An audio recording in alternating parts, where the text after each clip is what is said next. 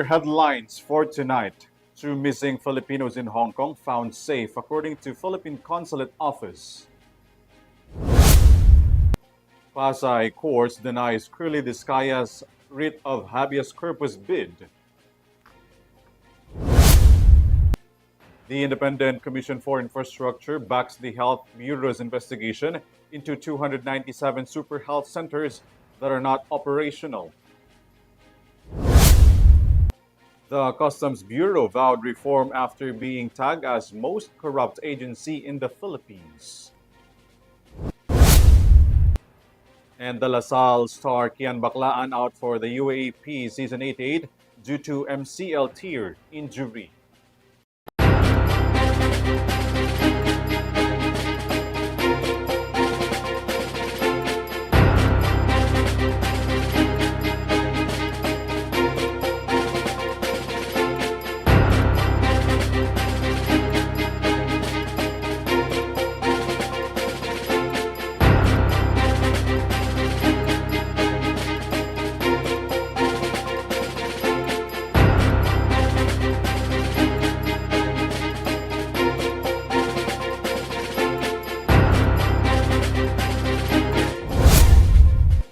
Good evening, bringing you the latest news for tonight. I am ALVIN. PELOBELLO. This is Eurotv News Thread.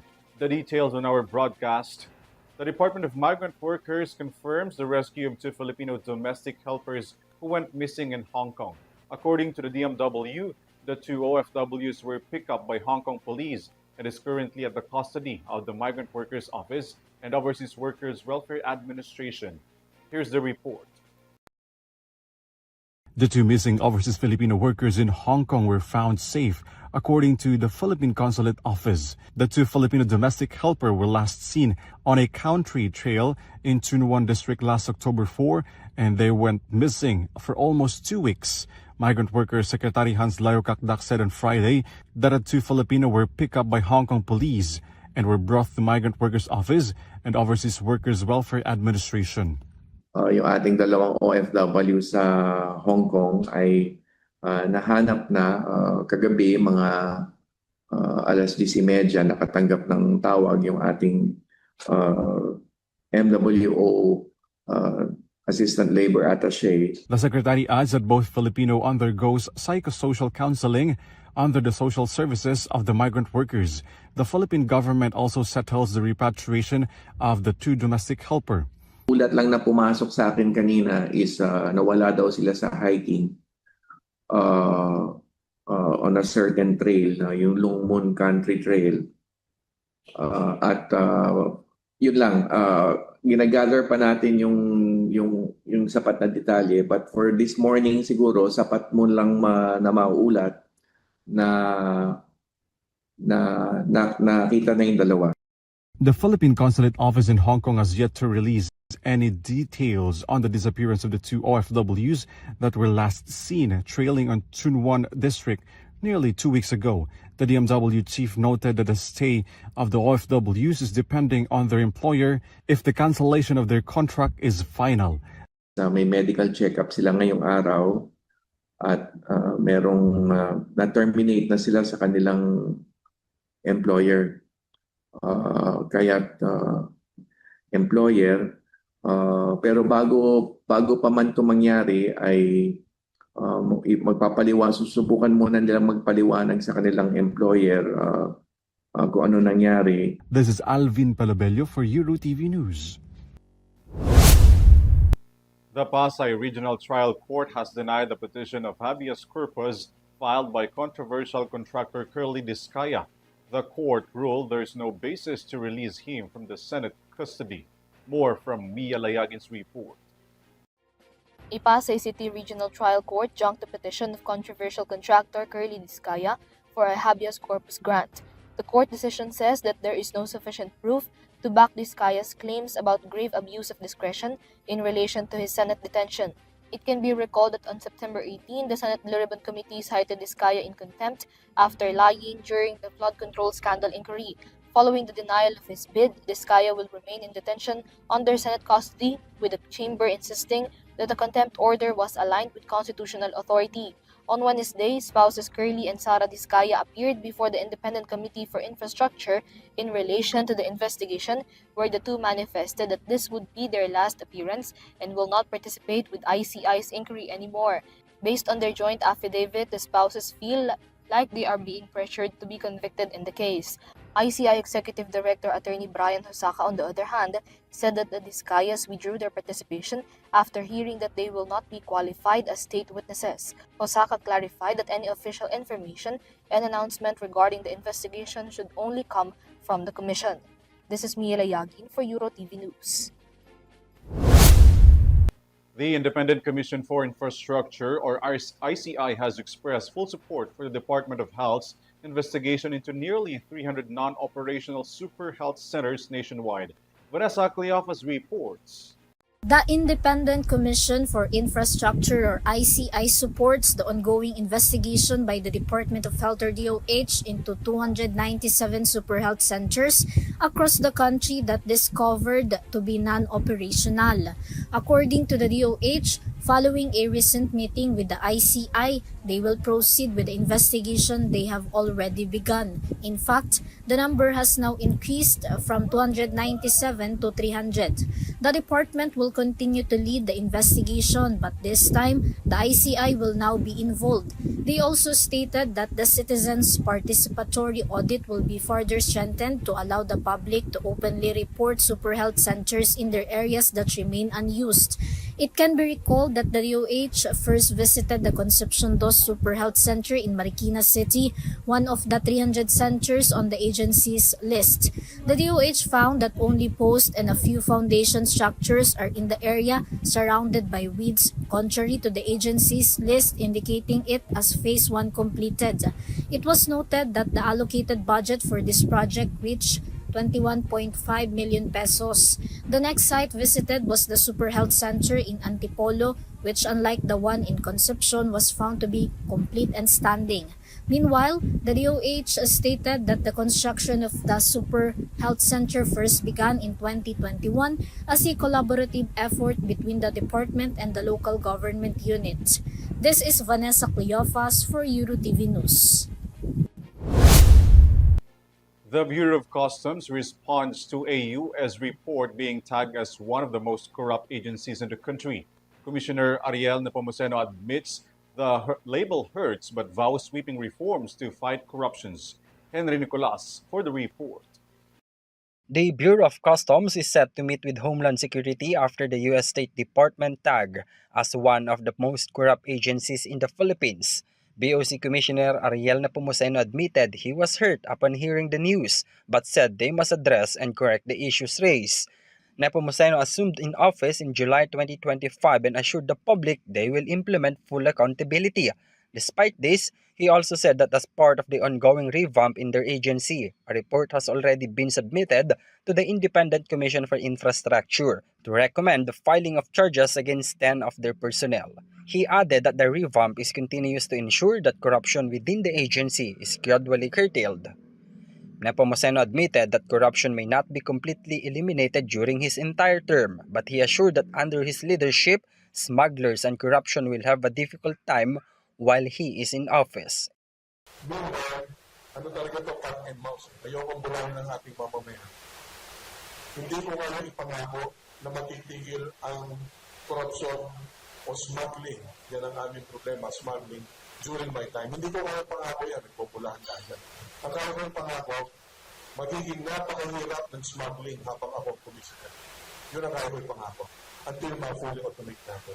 In connection with this, he said he has already spoken with President Bongbong Marcos and laid out reforms for the BOC, including modernization and full automation to prevent anomalies. Ilalagay namin yung tamang sistema, ang tawag na natin, whether you like it or not, pag automated yan, wala ka na magagawa. Wala nang corruption yan pag nagawa natin yan. That's the only solution. Regarding the ongoing investigation in the DPWH, the agency is set to cooperate when it's their turn to be investigated. However, he wished that they be given time to fix the problem, especially since Nepomuceno was not the only one who held the position when corruption in the agency was reported. He also vowed to hold those proven to be involved in anomalies accountable once the full automation is implemented. So full automation must be done. Otherwise, problems on corruption will persist in the Bureau of Customs. Smuggling will persist. So, yun talaga. Bigyan ko na ng panahon, maunalaan natin yung magkaroon ng investigasyon. Subalit ang investigasyon naman, yung mga nakaraan, hindi ko naman panahon yan, ako'y umupo nitong July lang. Pagbigyan mo na ako na kami mismo ang magpanakot sa kanila. This is Henry Nicolas for Eurotv News. Following reports from Philippine Navy confirming a presence of structure in Bajo de Masinloc, the Philippines are now confirming if these structures are new installations, prompted from September's announcement from Beijing that they will build a nature reserve in the area. Here's the report. The National Maritime Council and the National Task Force for the West Philippine Sea are set to decide on the removal of underwater structures recently spotted on the Bajo de Masinloc area, according to a statement made by Philippine Coast Guard or PCG spokesperson for the West Philippine Sea, Commodore J. Tariala. Based on satellite images, Tariala said that the structure was there as early as 2010, but the said object was a debris from planned structure in the area. The PCG is continuing to retrieve images from previous structure. On Tuesday, Philippine Navy spokesperson for the West Philippine Sea, Rear Admiral Roy Vincent Trinidad, said that the military has spotted underwater structures in the BDM area. The Philippine Navy is still verifying whether these structures are new installations. To recall, it was 1997 when China attempted to establish a steel structure in the BDM, but the Philippines blocked it.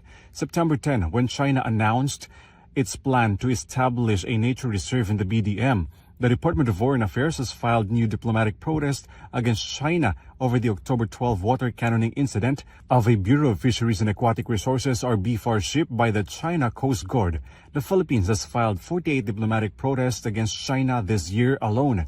Filipinos Do Not Yield Movement Chairman Emeritus Dr. Jose Antonio Guisha continues to encourage youth to intervene in the issue of territorial claims in the West Philippine Sea. This is to counter Beijing's continued spread of misinformation claims over Manila's territory, something that is a clear violation on the final decision of the 2016 Arbitral Award and the country's exclusive economic zone. This is ALVIN PELOBELLO for Eurotv News. Former Philippine National Police Chief Benjamin Acorda Jr. takes on a new post under Malacanang. President Marcos Jr. has sworn him in as the new Executive Director of the Presidential Anti-Organized Crime Commission or PAOC. Mia Layagin for the details. President Ferdinand Marcos Jr. officially appointed former Philippine National Police Chief Benjamin Acorda as the new Executive Director of the Presidential Anti-Organized Crime Commission or PAOC. On Thursday, Acorda formally took his oath before the President in acceptance of the new responsibility, replacing former PAOC Executive Director Undersecretary Gilbert Cruz. Acorda was a graduate of the Philippine Military Academy class of 1991 and was appointed as the 29th PNP Chief since April 2023 to April 2024. Before this, he was also the PNP Director of Intelligence from August 2022 to April 2023 and was the Regional Director of the Police Regional Office Northern Mindanao from November 2021 to August 2022. He was also a significant part of the police force, being a pioneer of PNP Anti-Cybercrime Group, Deputy Regional Director of NCRPO, Director of the Integrity Monitoring and Enforcement Group, Chief of Staff of the Civil Security Group, and Chief of the Anti-Fraud and Commercial Crimes Division. Given the new position, Acorda is expected to continue PAOC's path and direction mandated in investigating and prosecution of criminals and members of the syndicate. Among PAOC's duties are intelligence operations and crafting of anti-crime action plans. It can be recalled that PAOC led the government's crackdown against Philippine offshore gambling operations or POGO in the country. This is Mia Layagin for Eurotv News. The Department of Human Settlements and Urban Development has opened a temporary housing site called Bayanihan Village for the families affected by the recent earthquake in Cebu. Vanessa Cleophas has more. The Department of Human Settlements and Urban Development or DSUD announced that earthquake-affected families in San Remigio can now move to Bayanihan Village. This is after a 7 days construction of 45 modular shelter units or MSU in the municipality. Each modular shelter has a floor area of 18 square meters and electricity supply. These units will serve as temporary homes for 1 year for those affected by the earthquake, while permanent relocation sites are being developed. The beneficiaries of these modular homes are families who can no longer return to their original homes, either because their houses were swallowed by a sinkhole or their areas were declared no-build zones after the earthquake.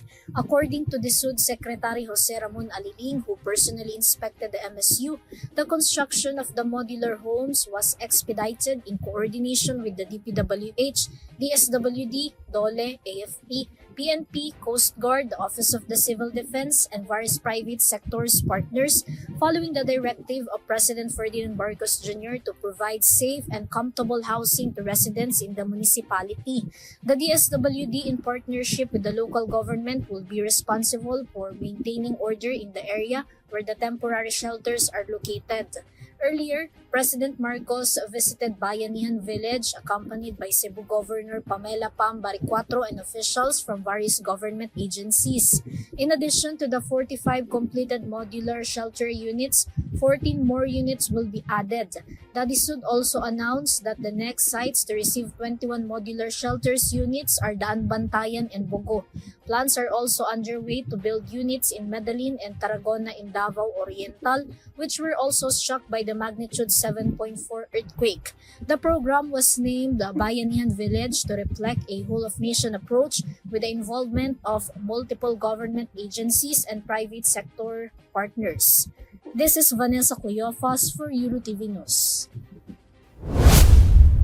Provincial buses will once again be seen along EDSA this holiday season as the Metropolitan Manila Development Authority has lifted a travel restriction, but only during specific hours and routes. Catherine Landicho for the report. Metropolitan Manila Development Authority or MMDA announced that provincial buses are allowed to pass through EDSA this coming holiday season. The Metropolitan Manila Development Authority or MMDA has announced that provincial buses will once again be allowed to pass through EDSA during the upcoming holiday season. According to MMDA Chairman Don Artes Jr., provincial buses will be permitted to use EDSA starting December 20 from 10 p.m. to 5 a.m. on Christmas Eve, December 24 until the end of the year holiday on January 2, 2026. Provincial buses will be allowed to pass through EDSA 24 hours a day. However, the MMDA clarified that provincial buses will not be allowed to cross from north to south and vice versa. This means that buses coming from southern Luzon will only be allowed up to Pasay City, while those from northern Luzon can go only as far as the Cubao area in Quezon City. This is Catherine Landicho for Eurotv News. With Undas just around the corner, the Manila North Cemetery and Manila South Cemetery have officially released important schedules and reminders to keep in check. Graciela Corazon for the details. With the upcoming Undas 2025, Manila South Cemetery and Manila North Cemetery have released important reminders and schedule for the commemoration of Undas. In the release schedule of Manila South Cemetery, the last cleaning and painting of graves is scheduled for October 26, while October 27 at the Manila North Cemetery. The last day of burial at the same cemetery is scheduled for Tuesday, October 28, with service returning on Monday, November 3, 2025. No vehicles of any kind will be allowed to enter the cemetery on October 29, such as motors, e-bike, e-trike, bicycle, scooter, motorcycle. The Manila South Cemetery will be open from October 31 to November 2 for relatives who wish to visit their deceased loved ones, while the Manila North Cemetery will be open from 5 a.m. to 9 p.m. on October 29. Any kind of sharp or offensive things such as guns, knives, cutters, ice pick, and other are prohibited inside the cemetery. Alcohol and loud sounds such as guitar, sound system, and the speaker are prohibited inside the cemetery. Any kind of gambling or cards, dice are prohibited inside the cemetery. Things that can easily catch fire such as lighters, alcohol, thinner, and others. Pets such as dog, cat, and others are prohibited inside the cemetery. Only bring the necessary item inside the cemetery and also watch your children to prevent them from getting lost or missing. Reminder from Manila South and North Cemetery to follow the reminders and not to bring prohibited things to avoid delaying the commemoration of Undas 2025. This is Graciela Corazon for Eurotv News. Aside from Manila's North and South Cemeteries advisories, the local government of Caloocan also reminded the public for necessary measures ahead of the Undas. Catherine Landicho returns. 2 weeks before the upcoming Undas, All Saints' Day and All Souls' Day, the local government of Caloocan has issued a public advisory and reminder for those planning to visit public cemeteries in the city. According to the local government, cleaning and repainting of graves will only be allowed until October 30. Cemetery visits in the city are scheduled from October 30 to November 2, 2025 and will be permitted from 6 a.m. to 10 p.m. during those days. The LGU also reminds the public that certain items are strictly prohibited inside cemeteries, including sharp or pointed objects, alcoholic beverage, loud items such as radios or speakers, and gambling paraphernalia. There will also be designated entry and exit points, and vehicles will not be allowed to enter cemetery premises. This is Catherine Landicho for Eurotv News.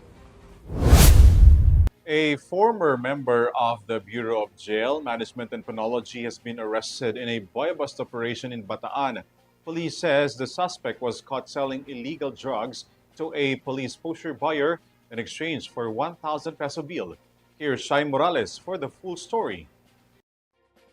The authorities in Bataan have arrested a former member of the Bureau of Jail Management and Penology or BJMP in an anti-drug operation in Barangay Daang Bago, Dinalupihan, late Thursday afternoon. The 31-year-old suspect was identified as alias DC. He was caught selling a small sachet of suspected shabu to a police pusher buyer in exchange for a marked 1,000 peso bill. Confiscated from the suspect were the marked money, another small sachet, and a large heat-sealed bag of suspected shabu weighing about 122.10 grams with a standard drug price or SDP of 830,280 pesos. The suspect is now under police custody and will be facing charges for violating Sections 5 and 11 of Republic Act 9165, otherwise known as the Comprehensive Dangerous Drugs Act of 2002. This is Shai Morales reporting for Eurotv News. For stories around the globe, China hits back at the United States over the latter's criticism of Beijing's new export rules over rare earth materials, a key component used in advanced technologies and military equipment. Son Santiago has more. China hits back at the United States, accusing Washington of spreading panic and misrepresenting Beijing's trade policies. A spokesperson from China's Ministry of Commerce said U.S. officials have exaggerated the country's new export control measures, creating what she called unnecessary misunderstanding and panic. At the center of the issue are China's new export restrictions on rare earth materials, key components used in advanced technologies and military equipment, among others. Under the new rule, exporting rare earths will now be required to apply for government licenses. China currently possesses over 90% of the world's rare earth supply, giving it major control over global production lines. This policy, however, alarmed Washington officials.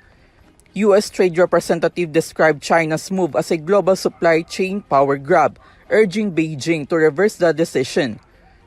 Meanwhile, U.S. President Donald Trump accused China's export curbs a hostile act, accusing Beijing of holding the world hostage by limiting access to these critical materials. Trump also warned a 100% tariff on Chinese-made products, a measure that could take effect as early as the next month. Beijing, however, defended its decision, saying the policy is consistent with international practices and that exports for civilian use will still be allowed. On the other hand, Trump and Chinese President Xi Jinping are expected to meet in the coming weeks in South Korea to try to discuss the ongoing dispute. This is Ton Santiago for Eurotv News. Let's get the updates from the world of sports from Kyle Basa. At the age of 54 years old, Jason Tan is still competitive in sports. He is considered a veteran in all aspects of sports, in which he is called multi-sport. His secret in performing at a high level is his discipline, consistency of his workouts, and eating nutritious foods. His latest achievement is that he won a gold medal on indoor shot put, bracket 50 to 54 years old. The throw distance in which he claimed the gold medal is 6.78 meters. In his own words, he only joins the competition just to have fun, but he was overjoyed when he won the gold medal. Talagang for me po, I do join sa mga ganyang competition. It's for fun lang, hindi siguro sa competitive. Kasi at my age, 54 years old, mas para makapag-join po sa ganyang event, parang achievement na po yan eh. Kasi being healthy, being strong at this age, parang happiness na yan at na-inspire na po yung isa. And then, praise God na nabibigyan pa ng blessing na nag-gold po ako, kaya sobrang saya po. He is also a ninja obstacle athlete. In ninja obstacle sport, one of the fundamentals that an individual needs are agility, speed, and strength. Jason manages to win medals when he participates in the competition. Before he reached this state, back in 2013, he had a kidney stone. He just then realized that health is wealth. Sabi nga po nila, health is wealth. Kasi kahit napakarami mong pera, pero kung sakitin ka, so sayang, baliwala yung pera. Kasi, mahina ang katawan mo, but if you're strong and healthy, you can have a longer life, saka healthier ka po. At his age, he considers this his prime.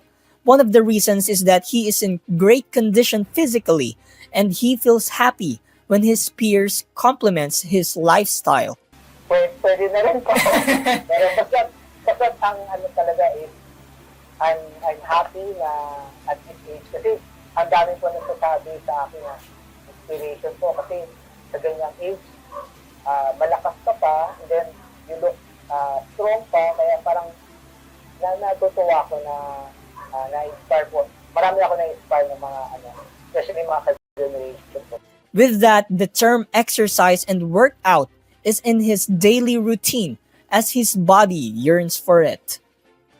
Parang nasa lifestyle ko na eh. Parang kapag hindi ako nakakapag-workout o mga sports, parang mas nanghihina, parang mabigat. Kaya it's really in my system na po talaga. He gave an inspirational message for his peers that is about to enter the golden years. His message is to keep living healthy, to have a long life. We should really start moving and then stay active. Like me, I'm 54. As they say, age is just a number. So, talagang everyone starts from the bottom. Even me, nag-start ako. Wala akong mahina. Ganun. Kasi kailangan focus lang po tayo sa gusto natin sport. Kailangan be active, be healthy. And then eventually, magiging madali na yan. So, it will help you be stronger and live longer. Yan. Kailangan po talaga natin. Health is wealth po talaga. Kaya, let's do it.